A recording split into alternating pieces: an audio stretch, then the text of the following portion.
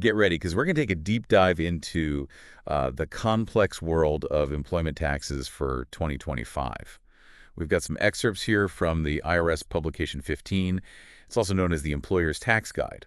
It's pretty dense stuff, but we're going to break it down into bite-sized pieces that you can actually use. Yeah, this guide can be a real headache to go through, but it's got some valuable information buried in there. For sure. So let's jump right in. The first thing any employer needs to figure out is, well, who is an employee? It seems pretty basic, but it can actually get really complicated. Oh, absolutely. And misclassifying someone as an independent contractor when they're really an employee, that's a mistake a lot of people make, and it can lead to some serious consequences like fines, back taxes, you name it. Right, the IRS is really cracking down on that these days. Yeah, they are. So it's super important to understand that common law definition of an employee. Okay, so how do we avoid falling into that trap? What are the warning signs that someone might actually be an employee and not a contractor? Well, the key concept here is control. How much control does the employer have over how the work is done? If you're telling someone not just what to do, but also when, where, and exactly how to do it, that's a strong indication that you're dealing with an employee. So like if I tell someone they have to be in the office from 9 to 5, they have to use certain software and follow a very specific set of procedures, that's pretty much a slam dunk employee situation, right? Yeah, exactly. And it makes sense if you think about it from the IRS's perspective. They want to make sure that anyone who deserves the protections and benefits of being an employee, things like minimum wage, overtime pay, unemployment insurance, they want to make sure those people are actually getting what they're entitled to. That makes a lot of sense. So let's say we figured out the whole employee classification thing. We're feeling good about it. What's the next step in this employment tax adventure? Social Security numbers, gotta have them. You need to get each employee's Social Security number and make sure it's recorded accurately. This is essential for filling out Form W-2s correctly, which is how you report wages and taxes to the employee and the Social Security Administration. Right, those W-2s are like the holy grail of tax season. You can't mess those up. But what about situations where someone's legally allowed to work in the U.S., but they haven't received their Social Security number yet? I know that can happen sometimes. Yeah, the guide actually addresses that specifically. If an employee has applied for an SSN but hasn't received it yet, there's certain procedures you have to follow. It's really all about documentation, making sure everything is documented properly so you don't run into problems later on. And while we're talking about Social Security numbers, it's important to remember that individual taxpayer identification numbers, ITINs, those can't be used for employment. They're specifically for people who need to file taxes but aren't eligible for an SSN. So two different things, two different purposes. Okay, that clears that up. Now let's talk about the part everyone loves getting paid. But of course, with payment comes the wonderful world of taxes. The guide talks about different kinds of compensation. And I have to admit, this whole concept of non-cash wages really caught my eye. It sounds a bit like bartering almost. It kind of is, yeah. This is particularly relevant for businesses that have farm workers, where part of their pay might be a share of the crops, or maybe the right to live on the farm property. The guide gives instructions on how to assign a fair market value to those non-cash benefits so they can be taxed properly. So it's not just like, oh, here's a bushel of apples, no taxes on that. There's an actual system for figuring out the taxable value. That's good to know. Right, and it's not limited to farm work either. Think about situations where an employer provides meals or lodging to an employee, maybe for the employer's convenience. The guide helps you figure out if those perks should be considered taxable income. Okay, so there's a logic to it. It's not just random. Now let's move on to tips. I know those can be a real headache for employers in certain industries. Oh, absolutely. They can be a nightmare. The guide goes into a lot of detail about how to report and withhold taxes on tips. It covers things like the electronic tip reporting system, the monthly reporting requirement for employees, and even what to do if you didn't collect those employee taxes on tips in the first place. So there's a system in place to make sure everything's tracked properly. But it sounds like there's also plenty of room for things to go wrong if you're not careful. You got it. And that's why understanding these guidelines in Publication 15 is so important. It's your roadmap to navigating this crazy world of employment taxes. So are you ready to dive into the world of payroll periods? Hit me with it. I'm all ears. I'm curious to see how that all fits into the grand scheme of things. Payroll periods, right. They might seem kind of boring, but they're actually really important for figuring out how much federal income tax to withhold from each paycheck. Okay, I see. So tell me more. Basically, the IRS gives you these guidelines for calculating withholding, and they cover all these different scenarios. You got your regular payroll periods, like weekly or biweekly. Then you got your irregular periods, and even times when an employee is paid for less than a week. Yeah, I can imagine that gets pretty complicated when you have employees working different schedules. Or, like we talked about earlier, those who have multiple employers. Exactly, and the guide has instructions on how to handle those situations too. The main goal is to make sure you're withholding the right amount of federal income tax based on each employee's individual situation. So it's all about getting that federal income tax withholding just right. Which brings us to the redesigned form W-4. I know that caused quite a bit of confusion when it first came out. What's the biggest change for employers? The main thing is they got rid of those withholding allowances. That was a big change. The guide walks you through how to use this new form, and it really stresses how important it is for every employee to have a completed and accurate W-4 on file. Okay, so it's more streamlined now. But accuracy is still key. What if an employee gives you a W-4 that's not filled out right, or it's missing information? Does the whole system fall apart? Nah, not really. The guide tells you what to do in those situations. Usually you just treat the employee as single or married, filing separately, with no other adjustments if they don't give you a valid form. That way, things can keep moving. And hopefully it encourages those employees to fix their W-4s. Makes sense. It's like a system with built-in safety nets. Mm. Okay, so we've covered federal income tax. Now let's talk about the other big ones, Social Security and Medicare taxes. Oh yeah, those are crucial. They pay for all those important programs that benefit us all, right? The guide goes into a lot of detail about those taxes too, covering rates, wage-based limits, and how to deduct and deposit them. Right, and I guess it's not just about knowing the numbers, it's also about understanding how these taxes work in specific situations. Like, I'm kind of curious about seasonal farm workers. Does the guide say anything about them? Oh yeah, it does. They've got these two tests, the $2,500 test and the $150 test. And they use those to determine if Social Security and Medicare taxes even apply to farm workers. It also tells you how to handle deductions and deposits for these taxes when you're dealing with seasonal workers or kids working on family farms. So even for those kind of unique situations, there's a clear set of rules. Yep, that's right. All right, we've talked about who's an employee, their Social Security numbers, different types of wages and how they're taxed. And we touched on federal income tax, Social Security, and Medicare taxes. My head is spinning with tax knowledge. I hear you. But hang in there, because now we're going to move from the theory to the actual doing. It's super important to know when to deposit those employment taxes so you don't get hit with penalties. The guide lays out two schedules for that, monthly and semi-weekly. Okay, so this is where the rubber meets the road. How do you figure out which schedule you're supposed to be on? Well, it all depends on your total tax liability from the previous year, what they call the look-back period. So if you had a smaller tax liability last year, you might be on a monthly schedule. But if it was higher, then you'd be on a semi-weekly schedule. You got it. The guide explains how that look-back period works for both schedules, and they even give you some examples to make it easier to understand. All right, that makes sense. Yeah. So once you know which schedule you're on, how do you actually make those deposits? Do you just mail a check to the IRS? Nah, those days are long gone. The guide's pretty clear that using EFTPS, that's the Electronic Federal Tax Payment System, it's mandatory for depositing those employment taxes. So it's all about embracing technology when it comes to paying your taxes. What are the advantages of using EFTPS? Well, for one thing, it's much faster and more secure than sending a check. Plus, it keeps your records nice and tidy, and you get confirmation that your payments went through. The guide even tells you how to enroll in EFTPS and how to claim credit if you overpay. It's pretty user-friendly, actually. Sounds like EFTPS is the way to go.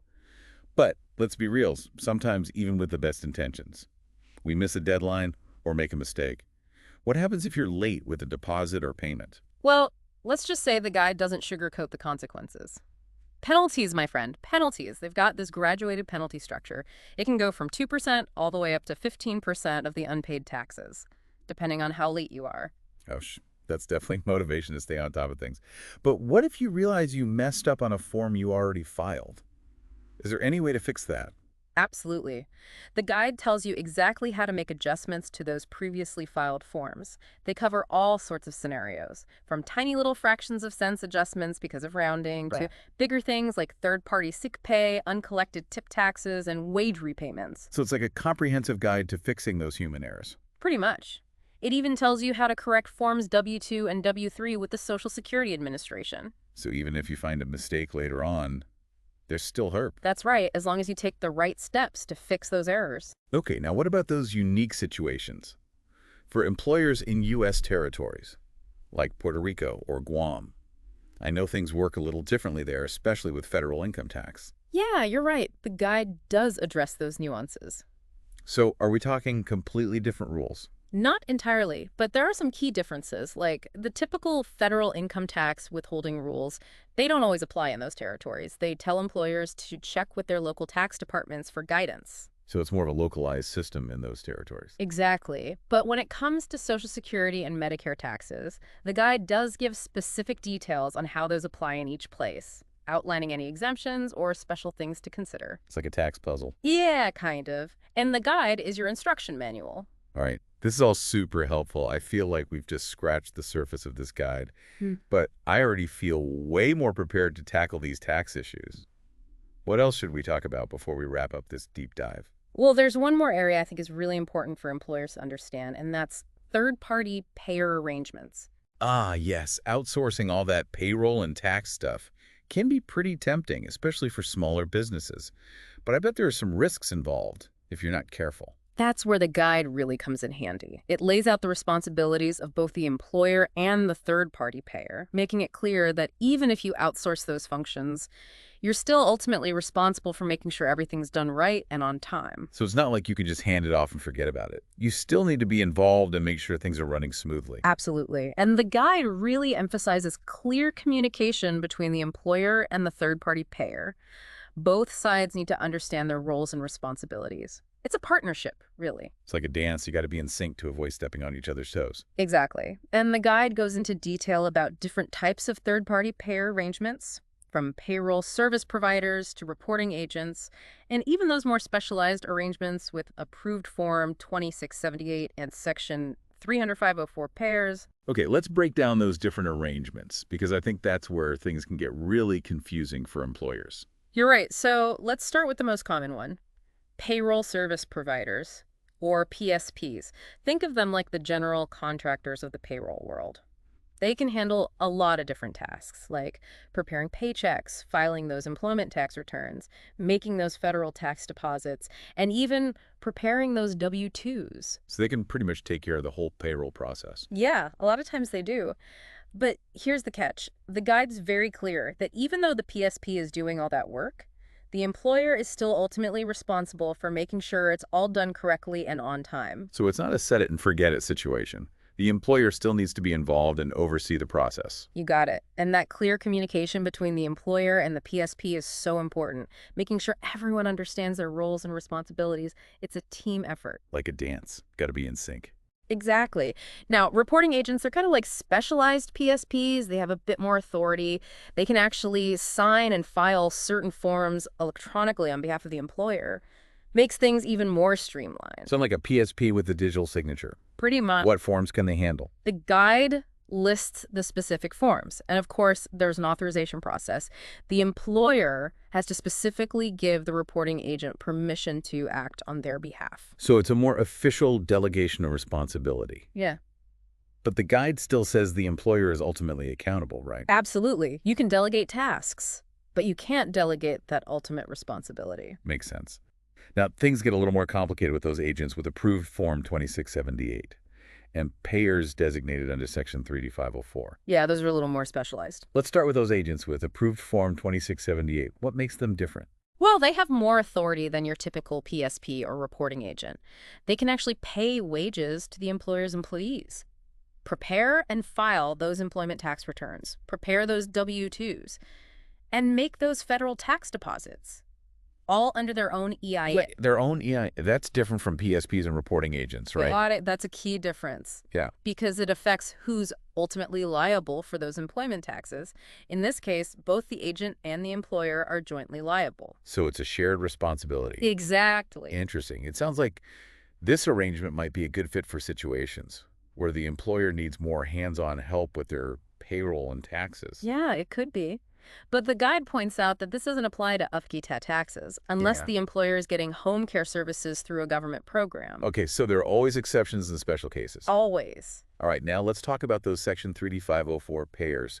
How are they different from the other arrangements? They're unique because they're usually designated by the IRS, not chosen by the employer. This usually happens when the IRS decides that a third party is basically acting as the employer, even if there's no formal agreement. So it's like the IRS steps in and says, hey, based on what we're seeing, this third party is running the show here. So we're calling them the employer for tax purposes. Exactly. And this usually happens when there's a service agreement between the third party and the employer, where the third party says they're the employer of the people doing the work. They pay those people's wages, and they take care of all those employment tax obligations. Okay, so it's a pretty specific set of circumstances. It is. And once the IRS designates a Section 3504 payer, that payer basically becomes the employer when it comes to employment taxes. So the employer is totally off the hook for those taxes. Not completely. The guide says the employer is still responsible for making sure that the designated payer is doing their job right and on time. Okay, so there's still some oversight and responsibility on the employer's part. I'm noticing a pattern here. No matter what kind of third-party payer arrangement you have, the employer is always ultimately responsible for making sure those taxes are paid. You got it. The guide's very clear about that. It's all about helping employers understand what they need to do and making smart choices about how to handle it, whether they do it themselves or bring in someone else to help. Now, the guide also talks about what to do when an employee works for multiple employers, right? Yeah, it does. It addresses how to withhold federal income tax in those situations, especially making sure you're not withholding too much overall. So you don't want the employee to get a big tax bill at the end of the year because not enough was withheld from their different paychecks. Exactly. The guide gives specific instructions on how to handle those multi-employer situations. It's all about communication and coordination between the employers and the employee. Sounds like teamwork is key. It is. All right, let's switch gears a bit and talk about FUT tax. That's the Federal Unemployment Tax Act, right? That's the one. Sounds a little intimidating. It can be, but it's not too bad once you break it down. Basically, FUT tax is a federal tax that helps pay for state unemployment insurance programs. So it's a federal tax that supports state programs? Exactly. And unlike Social Security and Medicare taxes, where both the employer and the employee pay in, FUT tax is all on the employer. So another area where employers need to be on top of things, what about actually calculating FUT tax? There's some crazy formula. Nah, not really. The guide says there's a wage-based limit for FUT tax. For 2025, it's $7,000. So you only have to pay FUT tax on the first $7,000 you pay each employee during the year. So once an employee hits $7,000, no more FUTA tax for them. That's right. And the FUT tax rate is 0.6%. But that rate can go down based on the employer's state unemployment insurance contributions. So it encourages employers to contribute to those state programs. Exactly. The guide also says FUT tax is calculated and deposited every quarter. And just like with other employment taxes, they want you to use EFTPS for those deposits. It also covers some special rules for successor employers and household employers. Successor employers. What's that? That's when a business is bought from a previous employer who was liable for FUTA tax. The guide says the new employer might be able to count the wages paid by the old employer towards that $7,000 AFUT tax wage base limit. So you don't end up double counting those wages. Exactly. Okay, what about household employers? Anything special about them? Yeah, the guide says they don't have to deposit FUT taxes unless they report their household employees' wages on Forms 941, 943, or 944. Interesting. So it all depends on how they report those wages. Yep, it's all about those details. And the guide lays out all those details nice and clear so employers know what they need to do, whether it's FUT tax, Social Security and Medicare taxes, or anything else. This guide really does seem to have thought of everything. Anything else we should mention before we move on? Well, there's this really helpful table in the guide. It shows you how different types of employment and payments are treated for tax purposes. It covers everything from agricultural labor to payments to foreign workers, fringe benefits, retirement plan contributions, even payments to deceased workers. Wow, that sounds like a lifesaver. It is, especially for employers who have a diverse workforce or unusual payment situations. It's like a quick reference guide for those tricky scenarios. And it shows that the guide is really trying to give employers the information they need. Absolutely. I feel like we've just scratched the surface of this guide. But we've covered a lot of important stuff. Now, before we move on to part 3, I'm curious about those CPEOs you mentioned earlier. Certified Professional Employer Organizations. They seem like a pretty interesting type of third-party payer arrangement. Oh, yeah, they are. They take on way more responsibility for employment taxes than other third-party payers. So they're not just helping with payroll and taxes, they're actually taking over those obligations. Yeah. Pretty much. In a CPEO arrangement, The CPEO becomes the official employer for tax purposes. So they're the ones responsible for withholding, depositing, reporting, and paying all those employment taxes. Wow, so the employer is basically handing over the keys to the kingdom. That's one way to put it. But there are specific requirements and regulations for this type of arrangement, which the guide goes into detail about. So it's not as simple as just signing a contract and walking away. Right. The CPEO has to meet certain criteria to qualify as a CPEO. And the employer needs to understand what they're getting into. It's a big decision. Definitely. And the guide points out that even though the CPEO takes on most of the responsibility, the employer still has some oversight. So it's not like they're completely off the hook. Nope. They still need to make sure the CPEO is doing their job right, and that the arrangement follows all the rules. Got it. Due diligence is still key. Yeah. What else does the guide say about CPEOs? It explains that the CPEO uses its own EIN for reporting and paying those taxes, and that the employer usually isn't liable for any penalties or interest, as long as they were careful in choosing and working with the CPEO. So there's some protection for the employer. Yeah, if they've done their homework. The guide also talks about the different types of contracts used in CPEO arrangements, and what to do if an employee works for both the CPEO and the employer during the same pay period. So they cover those situations where there's overlap. Yep. And they emphasize how important communication and coordination is between the CPEO and the employer to make sure everything's done right and there's no double counting or underreporting. Communication is key. Always. Wow, this has been incredibly helpful. We've learned so much about employment taxes from Publication 15. I agree. We've covered a lot of ground, from who's an employee to different types of compensation and withholding, deposit schedules, penalties, and even those third-party payer arrangements. It's a complex landscape, but it's not impossible to navigate. Exactly. And in Part 3, we'll wrap up this deep dive by talking about the resources and support systems available to employers to help them stay on top of their obligations and make sure they're doing everything right. Sounds good. I'm ready to discover those hidden gems of tax wisdom. Okay, so we've spent a lot of time digging into Publication 15. We've talked about defining employees, different types of compensation and withholding, deposit schedules, penalties, and even those third-party payer arrangements. It's a lot of information to take in. But I'm feeling more prepared to tackle those employment tax challenges now. So let's talk about resources and support. What kind of help does the IRS offer to employers, to make sure they don't drown in this sea of regulations? Well, one thing the guide emphasizes over and over is that the IRS isn't just about enforcement. They actually want to help employers get things right. So it's not all about penalties and audits. Right. They understand that employment taxes can be complicated, and they offer a lot of resources to guide employers. Okay, so let's get into those resources. Where should employers go for help? Well, the first place to check is irs.gov. That's their main website. And it's got a ton of information about all things taxes. The guide mentions specific pages for e-filing, forms, and publications, so employers should definitely bookmark that site and check it regularly. Right. Staying up to date is super important. It is, because tax laws are always changing. Now, if you prefer talking to a real person, the IRS also has a phone line specifically for businesses. It's called the Business and Specialty Tax Line, and they have experts there who can answer your questions and give you guidance. It's like a lifeline for tax emergencies. Now, what about those W-2 forms? Is there a special resource for those? Yeah, the guide recommends checking out the Social Security Administration's website. That's ssa.gov, especially when it comes to filing W-2s. They have a free e-file service for submitting those forms, which makes things a lot easier and reduces errors. It seems like the government is really pushing for electronic filing these days. Oh yeah, it's definitely the way to go. It's faster, more efficient, and more secure. And the guide points out that the SSA's e-file service even lets employers create those W-2s online, submit them electronically, and then print out copies for their records and for their employees. So you get the convenience of digital filing with the security of a paper trail. That's great.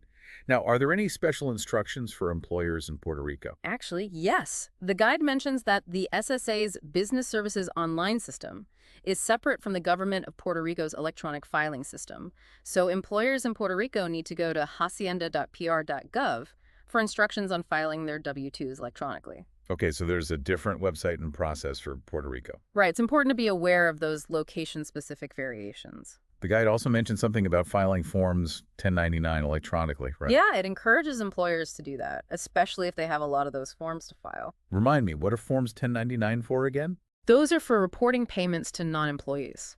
like independent contractors.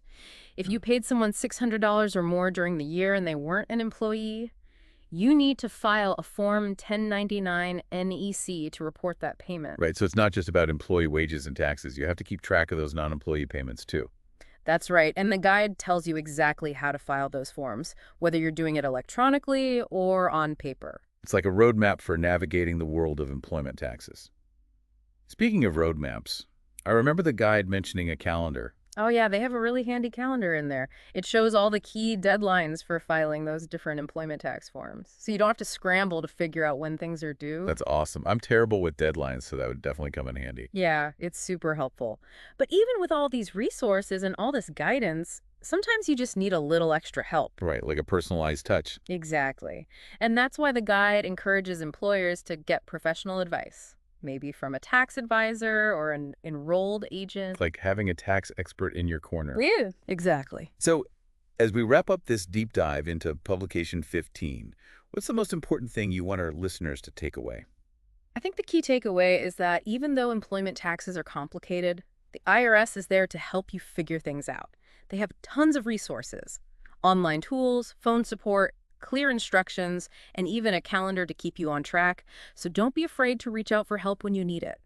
And remember, staying informed and organized is the best way to avoid penalties. I love that. Great advice. We've covered a lot of ground in this deep dive, and honestly, we've only scratched the surface of all the information out there. But I think our listeners are in a much better position now to handle those employment tax challenges. I agree. Thanks for joining us on the deep dive. We'll see you next time for another exciting journey into the world of information.